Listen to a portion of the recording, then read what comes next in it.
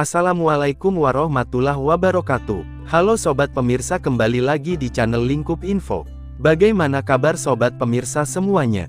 Pastinya baik-baik saja kan? Sebelum lanjut ke videonya, jangan lupa terlebih dahulu tekan tombol like, comment, and subscribe. Pembahasan topik kali ini terkait ada kabar buruk bagi para KPM PKH. Beredar informasi bahwasanya untuk bantuan sosial PKH komponen balita sudah tidak akan cair lagi. Teman-teman wajib mengetahui informasinya, karena ini tidak hanya berlaku untuk KPM PKH saja, tetapi juga untuk KPM PKH dan BPNT yang belum cair bantuannya lewat kartu KKS Bank Himbara pada tahap sebelumnya. Nah, untuk mengetahui informasinya, pastikan teman-teman simak videonya hingga selesai dan jangan di-skip agar tidak ada informasi yang teman-teman lewatkan dan untuk menghindari kegagalpahaman. Jadi di sini, kami akan membantu teman-teman untuk menganalisa informasi yang telah beredar di media sosial yang mengatakan bahwa bantuan PKH komponen balita sudah dihapuskan dan tidak akan cair kembali, mengingat banyak sekali KPM yang bertanya-tanya, mengapa dana bantuan PKH untuk komponen balita masih belum dicairkan, padahal untuk bantuan PKH komponen yang lainnya sudah cair. Jadi di sini ada hal-hal yang mempengaruhi bantuan sosialnya tidak kunjung dicairkan. Untuk faktor yang pertama adalah pencairan bansos dilakukan secara bertahap, artinya proses pencairannya tidak serentak dalam satu waktu untuk semua komponen, melainkan berkala, mengingat untuk bantuan PKH sendiri, ada beberapa komponen, seperti komponen kesehatan, komponen kesejahteraan sosial, dan komponen pendidikan, dan biasanya, untuk komponen yang akan cair terlebih dahulu adalah komponen kesejahteraan sosial.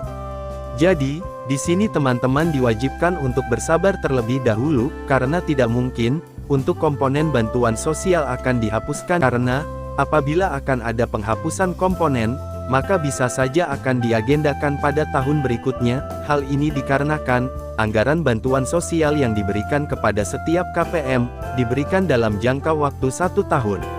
Selanjutnya, untuk faktor yang kedua adalah komponen penerima bantuan sosial dianggap tidak sesuai syarat. Jadi perlu diketahui, dalam satu keluarga maksimal komponen hanya 4 orang yang mendapat bantuan sosial. Jadi, apabila untuk komponen balita merupakan komponen orang kelima, maka bisa dipastikan tidak akan cair dana bantuannya.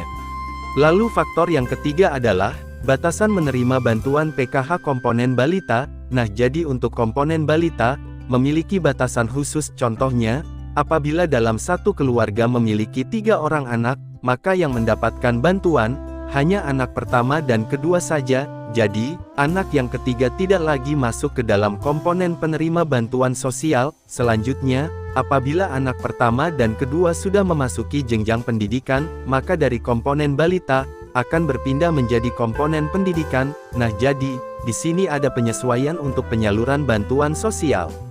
Jadi bisa teman-teman pahami, apabila bantuan PKH komponen balita tidak cair, mungkin ada perubahan status pada komponen bantuan sosialnya. Kemudian untuk faktor yang keempat adalah penyaluran bantuan sosial sesuai dengan daftar by name by address penerima manfaat. Jadi pada setiap termin pencairan bantuan sosial selalu diturunkan SP2D, di mana pada SP2D tersebut berisi data para penerima bantuan sosial. Apabila data kalian masuk dalam termin pertama, maka bisa dipastikan cairnya lebih cepat, tetapi jika nama kalian terdaftar pada termin akhir, maka bisa dipastikan juga bantuannya akan cair di akhir.